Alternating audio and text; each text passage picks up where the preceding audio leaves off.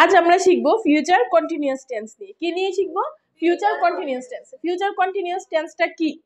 যে কাজ ভবিষ্যতে ঘটতে থাকবে অথবা চলতে থাকবে, ঠিক আছে? কোনো কাজ হচ্ছে কি ভবিষ্যতে চলতে থাকবে অথবা ঘটতে থাকবে, সেটা বোঝাতে ফিউচার কন্টিনিউয়াস টেন্স হয়।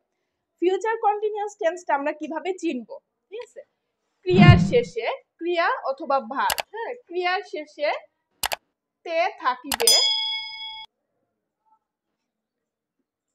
তে থাকবো, তে থাকিবেন,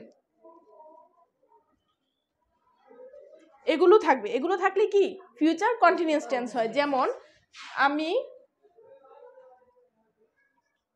ভাত খাইতে থাকিব, আমি ভাত খাইতে থাকিব, এই যে তে থাকিব আছে, আমি ভাত খাইতে থাকিব। সে গান গাইতে থাকিবে,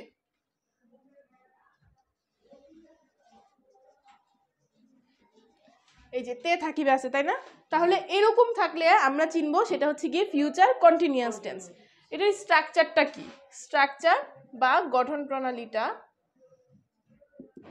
সাবজেক্ট, সাবজেক্ট তো সব টেন্সের মধ্যেই থাকে। সাবজেক্ট প্লাস শ্যাল অথবা উইল।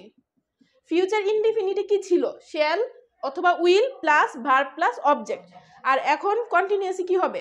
সাবজেক্ট প্লাস শ্যাল অথবা will plus be, be plus verb plus ING. যেহেতু কন্টিনিউয়াস সেহেতু আইএনজি থাকবে, আইএনজি প্লাস অবজেক্ট। কি থাকবে? সাবজেক্ট প্লাস শ্যাল অথবা will plus be plus verb plus ING plus object. আচ্ছা, আমরা এখন একটি বাক্য তৈরি করি। যেমন আমি ভাত খাইতে থাকিব, এটা দিই।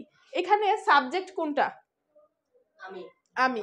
তাহলে আই, আয়ের সাথে শ্যাল অথবা উইল যে কোনো একটাই বসতে পারে, ঠিক আছে? তাহলে উইল দিলাম, আই উইল বি, অথবা আই শ্যাল বি দিলা, সমস্যা নাই, আই উইল বি। তারপরে এখানে ভার্ব কোনটা? খাওয়া, তাই না? খাওয়া একটা কাজ, তাহলে খাওয়া হচ্ছে কি verb. I will be eating, ING, eating rice, ঠিক আছে? I will be eating rice, আমি ভাত খাইতে থাকিব। সে গান গাইতে থাকিবে, হি উইল, হি এর সাথে সবসময় উইল বসে। আই এর সাথে উইল অথবা শেল যে কোনো একটা বসতে পারে, সমস্যা নাই, কিন্তু হি এর সাথে উইল বসবে। হি, সি, মানুষের নাম, এগুলোর সাথে কি বসবে? উইল বসবে। হি উইল বি, গান গাওয়া ইংরেজি কি? সিঙ্গিং, হ্যাঁ, singing song, he will be singing song. তাহলে তোমরা বুঝতে পারছো যে ফিউচার কন্টিনিউয়াস টেন্সটা কি?